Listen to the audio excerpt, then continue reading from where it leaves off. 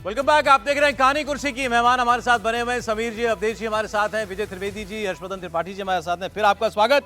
अब जरा बात करते हैं दो चुनावी राज्यों की। हमने प्रोग्राम की शुरुआत जम्मू कश्मीर से की थी, अब हरियाणा और महाराष्ट्र की बात। पहले हरियाणा में इस वक्त का अपडेट तो ये है, कांग्रेस पार्टी का मैनिफेस्टो जो है वो जारी हो रहा है और मैनिफेस्टो में क्या क्या बातें मैं आपको जल्दी से बता देता हूँ। फ्री वादे हो रहे हैं हरियाणा में। सबसे पहले 300 यूनिट बिजली free, medical treatment 25 lakh free, gas cylinder 500 रुपए में, महिलाओं को 2,500 रुपया महीना। इसके अलावा 2 लाख वेकेंट पोस्ट भरी जाएंगी नौकरियों की। ड्रग फ्री हरियाणा बनाया जाएगा। 6,000 रुपए की ओल्ड एज पेंशन, 6,000 रुपए की हैंडीकैप पेंशन, 6,000 रुपए की window pension. Old pension scheme दोबारा लागू की जाएगी। जहां जहां पर पहले वादा किया था वहां का हाल अभी आपको जानना होगा, वहां कांग्रेस के राज्यों में क्या हुआ ओपीएस का।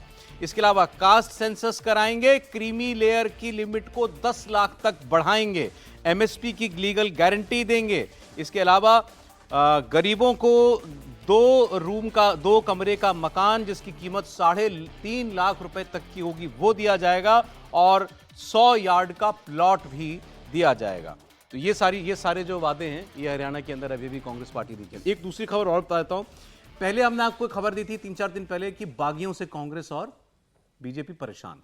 अब उनमें से बहुत सीटों पर बागियों को मना लिया गया है। कांग्रेस ने तो दर्जन भर बागियों को मना लिया है, बीजेपी भी बहुत से बागियों को मनाने में कामयाब हो गई है। इसके अलावा वहां 2 गठबंधन और थे इस चुनाव में। बसपा इनेलो का गठबंधन था, इसमें हरियाणा लोकहित पार्टी भी शामिल थी गोपाल कांडा की, लेकिन गोपाल कांडा ने अब बीजेपी को समर्थन दे दिया है। तो एक गठबंधन में दरार। दूसरा गठबंधन दुष्यंत चौटाला की पार्टी जेजेपी का चंद्रशेखर आजाद की पार्टी के साथ चला हुआ है। वह अब भारतीय और बीएसपी की तरफ से वहां पर मायावती ने अपने भतीजे आकाश आनंद को उतार दिया। वो जगह जगह सभाएं कर रहे हैं। ये पॉलिटिकल अपडेट है। आप जब फ्री कर रहा था तो आप कुछ मुझे देख रहे थे कुछ तिरछी नजरों से। मुझे तो ऐसे लग रहा था कि हम लोग शायद फिनलैंड में हैं या हम किसी उस देश में हैं जहां प्रति व्यक्ति आय कोई 2-3-4 करोड़ रुपए है, जहां हर घर में कुछ ऐसी स्थिति है। अरे मतलब कौन सी सरकारें ये बात कर रही हैं? अभी तो हमने हिमाचल प्रदेश में देखा ना कि मुख्यमंत्री जी ने कहा कि हम नहीं लेंगे, हमारे कैबिनेट मंत्री नहीं लेंगे, इस स्तर के अधिकारी नहीं लेंगे, तो थोड़ा पैसा बच जाएगा। अभी तो हमने सुना ना कि डीके शिव कुमार ने कहा था कि भाई विधायक जी लोग आना लेकिन फंड मत मांगना। वो प्रियंका जी आई थी, 5 गारंटी कह के राहुल जी के साथ चली गई, उसको पूरा करना है। अभी तो हमने सुना ना कि जिस कर्नाटक में फ्री बस कर दिया गया था वहां किराया बढ़ा दिया गया। मतलब पता नहीं ये नेता लोग, और कभी तो हमको लगता नहीं ये लोग जब ये वाला मैनिफेस्टो बनाने बैठते हैं, और ये किसी एक पार्टी का नहीं, ये भी मैं बता दूं, ये ऐसा नहीं कि कोई एक पार्टी करती है। बैठते हैं तो सोचते हैं अच्छा ठीक है, दूसरे ने 200 कहा था, 300 कर दो, ठीक है 300 200 को बढ़ा दो। उसने 200 किया, थोड़ा बढ़ा दो। लेकिन लोग कह रहे हैं हरियाणा कर सकता है। हरियाणा में पर कैपिटा इनकम भारत में जो टॉप राज्य हैं कर्नाटक, महाराष्ट्र, दिल्ली, उसमें हरियाणा भी आता है। नहीं, प्लॉट बांट देगा, वो घर दे देगा। प्रधानमंत्री आवास योजना के तहत सबको घर मिल रहे हैं, क्या हरियाणा उसका हिस्सा नहीं है? सवाल यह है कि जब आप इस तरह की घोषणाएं करते हैं, और मैं इस बात को लेकर हमेशा कहता हूं कि नरेंद्र मोदी इस देश में फ्रीबीज पॉलिटिक्स के खिलाफ खड़े हुए एक बड़े नेता हैं, उनकी नीतियां उस तरफ नहीं जाती हैं। लेकिन कई राज्यों में, अभी महाराष्ट्र में हमने सुना वो क्या बहनों के लिए, भाइयों के लिए, तो बुजुर्गों के लिए आप सोशल सिक्योरिटी लाइए ना। बड़ा सुंदर अभी लेकर आए, 70 साल के हर बुजुर्ग को आप जाइए, आयुष्मान भारत के तहत आपको 5 लाख तक इलाज मुफ्त होगा। ये होना चाहिए। तो 25 लाख दे रहे हैं, ये होना चाहिए। नहीं, ये करिए ना। 25 लाख लाए थे वहां राजस्थान में, पूछते रह गए लोग, जरा सूची दे दो किसी को दिया हो तो। दिया किसी को भी नहीं मिला, दिया किसी को नहीं था। सूची खोजना मुश्किल हो गया था, और इसीलिए उनके नेता परेशान। शुरू में तो उन्होंने कह दिया, कोई रिपोर्टर पूछ भी नहीं रहा था, एक ने रोक के जरा पूछ लिया। मुझे लगता है कि ठीक है, आप घोषणा करते हैं, थोड़ा तो व्यवहारिक होइए, और जनता भी सोचे कि लागू कर पाएंगे या नहीं कर पाएंगे। पेंशन वाला मामला, अब तो सेंट्रल गवर्नमेंट भी एनपीएस की जगह यूपीएस ले आई है, नई स्कीम ले आई है। कांग्रेस ओपीएस बांट रही है अभी तक। ओपीएस का क्या है, मतलब किसी राज्य में ओल्ड पेंशन स्कीम दोबारा लागू हुई कि नहीं हुई? कांग्रेस ने वादा किया था। नहीं, हिमाचल में कहीं लागू नहीं हुई। चालू कर हिमाचल प्रदेश में है ही ना, उसको उसी को तो मिल रही है पेंशन। अच्छा, लेकिन मैं तो जो आज योजनाएं, ये वादे जो किए गए, एक तो हर्ष की बात है कि सभी पार्टी ऐसा ही करती हैं। बीजेपी ने अभी जम्मू कश्मीर में वैसे ही घोषणा की, बहुत सारे पैसे देने की बात होनी है। मुझे लग रहा है कि इस इतनी सारी योजनाओं के बाद मुझे लग रहा है कि प्रधानमंत्री जी की ये इस योजना के मुझे सख्त खिलाफ होना चाहिए, एक देश एक चुनाव। हर महीने चुनाव हो तो कहीं ना कहीं कुछ तो मिलता रहेगा। आप साथ हैं इसके? हाँ, मतलब कि नहीं, जब इतनी सारी घोषणाएं हो रही हैं तो फिर तो हर एक बार चुनाव हो गया तो फिर हमें मिलेगा नहीं ना कुछ। तो अभी एक चुनाव हो रहा है, फिर जैसे उन्होंने कहा कि भाई हरियाणा में ये हो गया, मान लीजिए कांग्रेस की सरकार आ गई तो महाराष्ट्र में होगा तो बीजेपी कहेगी भाई इससे थोड़ा सा और बढ़ाकर कुछ कर दे। फिर महाराष्ट्र में बीजेपी की आ गई तो कहीं और जब चुनाव होंगे दिल्ली में तो फिर आम आदमी पार्टी उससे और बढ़ा देगी। तो लेकिन सरकार की नहीं, जनता को भी सोचना चाहिए कि ये कितने व्यावहारिक होते हैं, कितना उसका यूज हो रहा है और क्या मिल भी रही है कि नहीं रही है। नहीं, और या तो इस पर राज्य एक की कानून इकोनॉमी को- भाड़ में जाए, देने वाले दे रहे हैं ना। ओपीएस हरियाणा के पास, हिमाचल प्रदेश के पास तनख्वाह देने के लिए पैसा लेकिन वो नहीं है, परेशानी हुई ना लेकिन उसका। ओल्ड पेंशन हाँ, स्कीम सर, देने का उसी वादा को कर मैं दिया कह है। रहा हूँ। देने वाले की बात नहीं, लेने वाले भी पहुंच जाते, सरकार भले ही नहीं आए। हाँ, कांग्रेस ने अभी घोषणा कर दी, राहुल सरकार गांधी नहीं ने आई, किया तो था। राहुल गांधी ने कहा खटाखट कि वाला, महिलाएं हाँ। पहुंच गई कि दो सरकार आपने नहीं आई घोषणा उसके किया बाद था। भी पहुंच अच्छा, गया। हरियाणा में इस वक्त मतलब कुछ मैनेज किया कांग्रेस और बीजेपी ने, अपनी परेशानियां कम कर पाए हैं कुछ? देखिए काफी हद तक कंट्रोल किया है, तो उम्मीदवार बिठाए हैं, लेकिन फिर भी एक बड़ा वर्ग है जो उम्मीदवार को खड़ा है। भारतीय जनता पार्टी की सबसे बड़ी समस्या है कि इस बार भारतीय जनता पार्टी के अंदर आपस में सामंजस्य बिल्कुल स्थानीय लेवल पर नजर नहीं आ रहा है। देखिए सिरसा से भारतीय जनता पार्टी का कैंडिडेट नॉमिनेशन विड्रॉ कर देता है। वो तो गोपाल प्रदेश- कांडा के लिए किया ना। नहीं, प्रदेश अध्यक्ष बड़ौली कहते हैं कि मैं उनसे पूछूंगा क्यों किया, पार्टी ने निर्णय नहीं लिया था। जब सीएम से पूछा जाता तो सीएम कहता हाँ पार्टी का निर्णय था। पार्टी ने अधिकृत रूप से अभी गोपाल कांडा को समर्थन नहीं दिया है, लेकिन उम्मीदवार ने अभी नामांकन official वापस नहीं हुआ ले है, लिया। वो official नहीं और हुआ आप दो चीजें देखिए, दो बड़े नेता भारतीय जनता पार्टी के दोनों मुख्यमंत्री पद पे दावा सार्वजनिक रूप से कर रहे हैं। अनिल विज तो कह ही चुके हैं मैं सबसे सीनियर हूं, मैं दावा करता हूं। और जो मोदी सरकार में मंत्री है राव इंद्रजीत सिंह, हाँ, उन्होंने भी बोल उनका दिया। बयान आया है कि 12 साल में तो कूड़े का भी समय फिर जाता है, 12 साल बाद मेरा समय फिरेगा। 2 बार सरकार बनवाई है और मैंने मुख्यमंत्री बनवाया है भारतीय जनता पार्टी का। अब भारतीय जनता पार्टी मेरे पे विचार करेगी। मैं 2004 में भी राज्य मंत्री था, 2024 में भी राज्य मंत्री हूं। इस मामले में कांग्रेस में कोई टेंशन नहीं है, वहां तो हुड्डा ही हुड्डा है। नहीं देखिए, हुड्डा सबसे बड़े नेता है, इसमें कोई दो राय नहीं है। और सबसे ज्यादा टिकट उनके हिसाब से बांटे गए हैं, लगभग सारे। लगभग सब बांटे गए। और जिस तरीके से अभी हुड्डा ने शैलजा को साधने के लिए बोला कि अगर बहन शैलजा के खिलाफ कोई बोलेगा तो उसके खिलाफ सख्त कार्रवाई होगी, मुझे लग रहा है वो शैलजा को साधने की कोशिश कर रहे हैं। लेकिन ये तय है कि कांग्रेस की सरकार आने पर हुड्डा मुख्यमंत्री बनेंगे, इसमें कोई दो राय नहीं है। मुझे लगता है भारतीय जनता पार्टी के लिए जमीनी स्तर पर अभी एक तगड़ा संघर्ष है। सबसे बड़ी चुनौती भारतीय जनता पार्टी के सामने है कि वो दलित वोटर्स जो कांग्रेस के साथ जुड़ा था लोकसभा चुनाव में, दोनों आरक्षित सीटें कांग्रेस ने जीती इस बार लोकसभा चुनाव के अंदर, तो क्या जाट के साथ वो जोड़ पाएंगे? आपके लिहाज से कांग्रेस आगे है अभी? हाँ, मुझे लग रहा है कांग्रेस सर, को एक भी कमेंट अच्छा पर है। फिर मैं महाराष्ट्र जाऊं। नहीं सर, इसका इकोनॉमी पर मैं कुछ बोलना चाह रहा हूं। हरियाणा की कुल आबादी जो है 2,53,00,000। सर, एक बड़ी खबर आ गई, देखिए कैबिनेट ने वन नेशन वन इलेक्शन के प्रस्ताव को मंजूरी दे दी। अभी आप जिक्र ही कर रहे थे, बहुत बड़ी खबर है ये। कैबिनेट की तरफ से मंजूरी दे दी गई है वन नेशन वन इलेक्शन के प्रस्ताव को। अब मतलब देश में सभी चुनाव, लोकसभा विधानसभा के सभी चुनाव एक साथ कराए जाएंगे। और गृह मंत्री ने अभी परसों ही कहा है कि वन नेशन वन इलेक्शन इसी सरकार के कार्यकाल में लागू कर दिया जाएगा। मतलब 2029 का जो चुनाव होगा उसमें सभी विधानसभाओं के चुनाव साथ में कराए जाएंगे। और अब तो इसको जो मंजूरी मिलनी थी कैबिनेट से वो भी मिल चुकी है। जी सर, हो गया, ये तो ऑफिशियल हो गया ना? नहीं, जो रिपोर्ट आई थी उसमें 2029 से इसको टारगेट रखा गया था। जो पूर्व राष्ट्रपति कोविंद जी की अध्यक्षता में जो कैबिनेट का जो रिपोर्ट आई थी उसमें बिल्कुल इसका विवरण दिया गया था और उसके अनुसार इसको किया जा सकता है।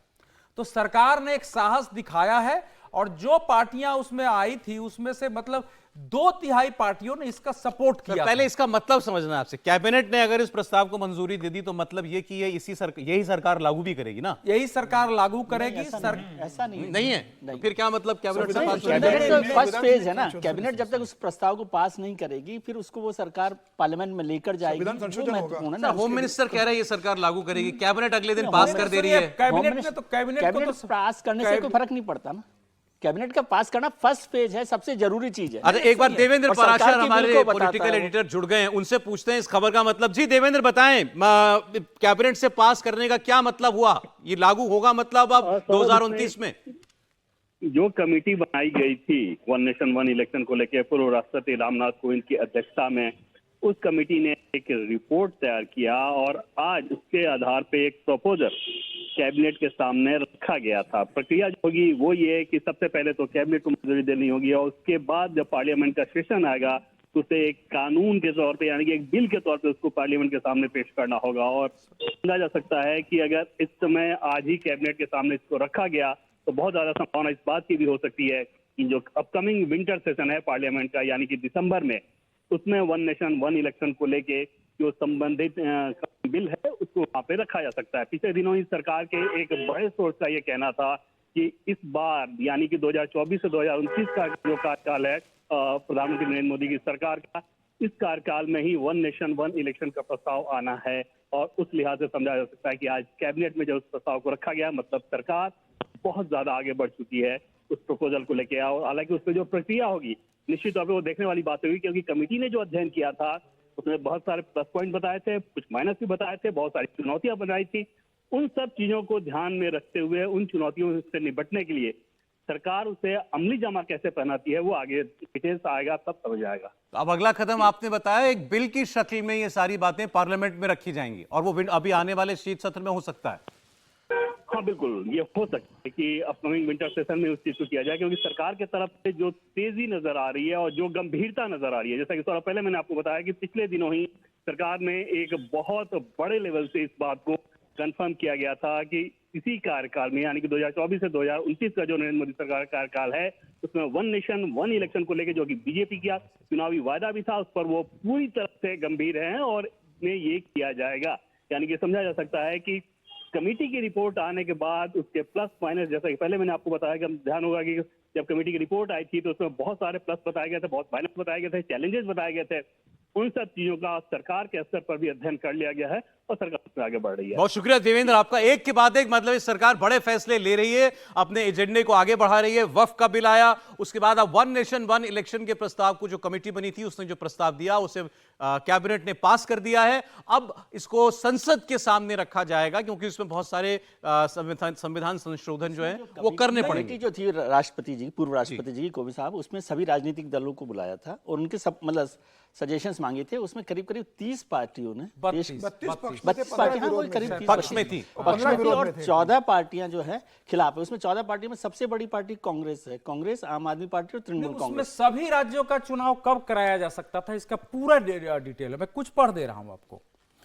25 राज्यों के चुनाव दिसंबर 2026 तक बताया था कि कराने होंगे, ये कराए जा सकते हैं। उन्होंने बताया मध्य प्रदेश, राजस्थान, तेलंगाना, छत्तीसगढ़ और मिजोरम विधानसभाओं का कार्यकाल 6 महीने बढ़ाकर जून 2029 तक किया जाए, जहां पर अभी चुनाव हुआ। हाँ, जो उसके बाद सभी राज्यों में एक साथ विधानसभा चुनाव हो सकेंगे। आंध्र प्रदेश, अरुणाचल प्रदेश, ओडिशा, सिक्किम, इनका कार्यकाल जून 2024 में पूरा हो रहा है, जो अभी आप देखें उनका चुनाव हुआ है।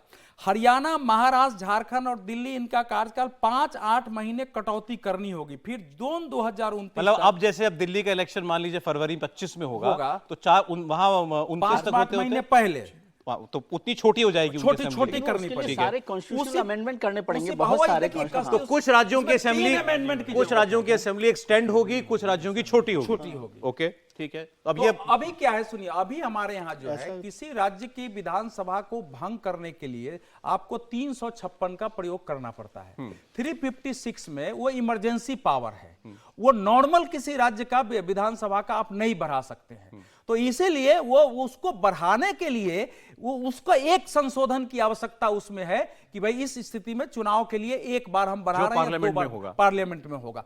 दूसरा यह है कि राज्य का कार्यकाल घटाने के लिए संशोधन की जरूरत नहीं हो, विधानसभा स्वयं पारित करके अपने राज्य को भंग करने का प्रस्ताव कर सकती है। इसी तरह कोई विधानसभा उस वक्त ना करे फिर नहीं, फिर उसके बाद सेंटर जो है वो अभी तक तो नहीं आया। देखिए 47 में से 32 1-2 विधानसभा नहीं कर सकती है, तो नहीं कर सकती है, उसका भी इसने बताया कि उसमें हम क्या करेंगे। देश में जब आजादी के बाद से बहुत वर्षों तक सारे चुनाव एक साथ ही होते थे ना। 1967 तक, अच्छा 1967 तक सभी राज्यों में एक साथ चुनाव हुए, उसमें 9 राज्यों में संविध सरकारें बन गई अलग अलग पार्टियों की। उसके बाद से सरकार गिरने लगी। 1977 में फिर जब जनता पार्टी की सरकार बनी तो उसने ज्यादातर कांग्रेस राज्यों को भंग कर दिया और चुनाव करा लिए। फिर जब इंदिरा जी 1980 में आई तो फिर उन्होंने सारे भंग कर दिए, तो उस समय से सारे अंतराल गड़बड़ हो गए और 90 के दशक से जो हमारे देश में अस्थिरता का दौर आया अल्पमत सरकारों का, उसमें सरकार गिरने लगी है, तब से ये सारा मामला ये गड़बड़ हुआ। अच्छा, अगर बीच में कोई विधानसभा मतलब कोई सरकार गिर जाएगी तो क्या करेंगे? नहीं, उसके लिए बताया कि बीच में सरकार गिर जाएगी तो फिर से मिला के दोनों दलों को बैठा के एक सरकार बनाने की कोशिश की जाए। लेकिन चुनाव नहीं होगा। ऐसा नहीं है, उसमें एक बड़ा बदलाव किया गया है जो इस प्रस्ताव में है। उसमें कहा गया कि यदि नो कॉन्फिडेंस मोशन लाते हैं आप, तो नो कॉन्फिडेंस मोशन के साथ आपको कॉन्फिडेंस मोशन भी लाना पड़ेगा कि यदि आप इस सरकार को गिरा रहे हैं तो क्या आप अपनी सरकार बना सकते हैं। उसके बिना उस मतलब वो प्रस्ताव में एक आगे की मतलब ये ओनस पार्टियों के ऊपर होगा कि सरकार सरकार तो आपको यदि देनी आप नो पड़ेगी। कॉन्फिडेंस मोशन लेकर आए हैं तो आप अपनी सरकार बनाने की व्यवस्था करें।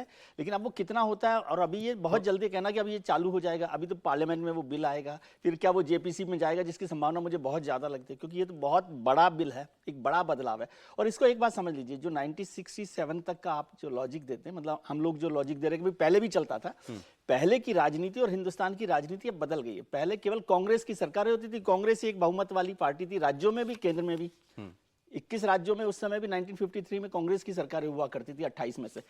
अब जो है हर राज्य में अलग अलग रीजनल पार्टीज की सरकारें हैं, वहां पर भी दो दो बड़ी पार्टी, जैसे तमिलनाडु है डीएमके या एडीएमके है, बीजेडी है, वहां टीएमसी है, तो उस सब में बहुत सारे बदलाव हुए हैं। और ये क्या डेमोक्रेटिक सिस्टम को मैच्योर करेगा कि नहीं? अब जब पार्टियां ही सहमत हैं इससे, तो 32 पार्टियां बताया आपने सहमत है, नहीं तो लेकिन 15 14 खिलाफ पार्टियां है। नहीं भी सहमत लेकिन हैं। दो बड़े- तो और वो भी बड़ी पार्टियां हैं। लेकिन दो बड़े 2029 के चुनाव में दो बड़े डेवलपमेंट देखने को मिलेंगे सर। एक तो वन नेशन वन इलेक्शन का रहेगा, और दूसरा जो 33% आरक्षण है महिलाओं के लिए जो 2029 के अंदर लागू करना है वो भी होगा, और सीटों का जो परिसीमन होने वाला है और वो होगा। तो पूरी 29 का इलेक्शन मेगा इलेक्शन होने वाला है। 800 से ज्यादा सीटें रहेंगी, 33% महिलाओं के लिए आरक्षित रहेगी, और वन नेशन वन इलेक्शन होगा। मुझे लग रहा है सरकार उस दिशा में बढ़ गई है। एक बार मैं ये पूछ लूं, क्योंकि आपने बताया कि 32 इसके समर्थन में है, वन नेशन वन इलेक्शन के 14-15 इसके खिलाफ हैं, पार्लियामेंट में ये सरकार पास करा पाएगी इसको? नहीं, देखिए मुझे लगता है कि ये हम लोग थोड़ा सा यूं बात कर रहे हैं। एक तो हम लोग सब जब बात कर रहे हैं तो 2029 कह रहे हैं, तो ये पहले दिन से तय है कि 2029 से पहले नहीं लागू होने वाला है। 2024, 25, 26 और 28, 27 में भी, लेकिन 28 लगातार ढेर सारे राज्यों के एक समूह में कहें तो किसी में 5 है, किसी में 4 है, किसी में 6 है, एक बार तो 10 भी है, वो कौन सा मुझे ठीक ठीक याद नहीं आ रहा है। उन सारे राज्यों की विधानसभा का कार्यकाल आगे और पीछे करने के लिए एक स्पेशल प्रोविजन इसी में लाने की बात है।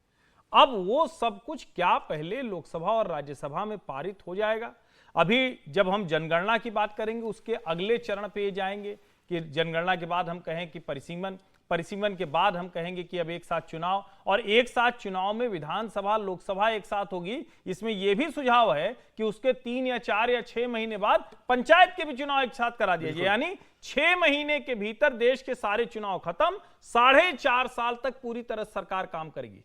ये अच्छा निर्णय है, अच्छा हो सकता है, लेकिन एक पार्टी की सरकार के अलावा जो है पहले वो कंटिन्यूएशन में चलता आ रहा था, अब आपको व्यवस्था कंटिन्यू करनी है, तो ये आसान काम नहीं है। अभी तो सदन में आए, इस पे बहस होगी, बहुत लागू 29 में होगा, पास तो अभी इसी साल शायद कराना पड़ेगा सरकार को। जो बात हुई अभी देवेंद्र ने बताया कि ऐसा कोई थोड़ी नहीं कि अभी पास कराना वो तो अभी तो क्या होगा, अगर आप रख देंगे पार्लियामेंट में, इसमें जेपीसी को दिया तो अलग बात है। एक प्रस्ताव और रखा गया था जो ये वन नेशन वन इलेक्शन में, कि इसको 2 फेज में शुरू किया जाए। अभी तो ये हो रहा है कि अभी पता नहीं है मुझे, क्योंकि कोविड साहब की रिपोर्ट में पूरी तरह से क्या कहा गया। पहले ये था कि 2 बार में किया जाए, तब उसके बाद अगला इलेक्शन जो है एक बार में हो, कि कुछ जो विधानसभाएं हैं जिनका अभी कार्यकाल खत्म हो रहा है, जिनमें बहुत फर्क होगा, उनको एक साथ कर लिया जाए, और जो विधानसभाएं 4 साल से पूरा कर चुकी हैं तो वो था। ये तो डिटेल की बात है, उसमें कमेटी की रिपोर्ट में देखना पड़ेगा। और कॉन्स्टिट्यूशन अमेंडमेंट 5 कॉन्स्टिट्यूशन अमेंडमेंट उसमें करने पड़ेंगे, तो ये इतना आसान काम। लेकिन मोदी साहब बड़े बड़े फैसले ले रहे हैं। हाँ बिल्कुल, ये बड़ा फैसला और होना चाहिए, लेकिन एक चीज और, 32-15 जब हम कहते हैं सहमति असहमति, तो जो विपक्ष में लोग हैं उनकी सरकारें हैं।